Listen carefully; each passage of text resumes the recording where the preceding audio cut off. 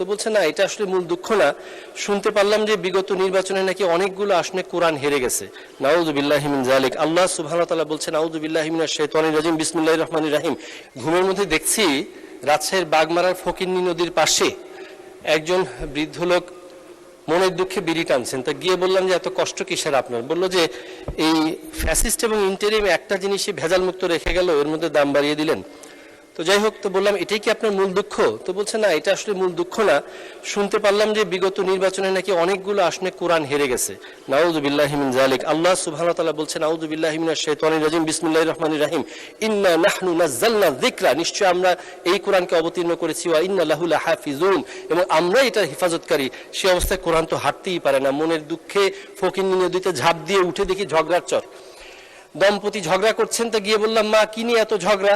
সংসারে অনেক টানাপোড়েন, কি করি, নুন আনতে পান্তা ফুরায়।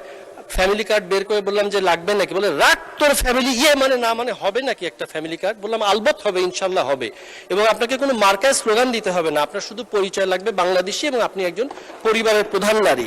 তো সে অবস্থা থেকে ভদ্রলোক এসে পিঠ চাপড়ে দিচ্ছেন, পিঠ চাপড়ে বলছেন। তো উঠে দেখি যে আসলে কেউ পিঠ চাপড়াচ্ছে, আসলে আমার প্রিয়তমা স্ত্রী মৌলভীবাজারের মেয়েটি আলতো করে পিঠ চাপড়ে বলছেন, আর ঘুমের মধ্যে বাজেট বক্তৃতা দিতে হবে না, আমার জন্য কি আছে বাজেটে তাই শুনি। তো বললাম অবশ্যই আছে, ওই যে প্রদেয় করের থেকে উৎসে কর, অগ্রিম কর বেশি কাটা হয়, এটা ফেরত পাবেন।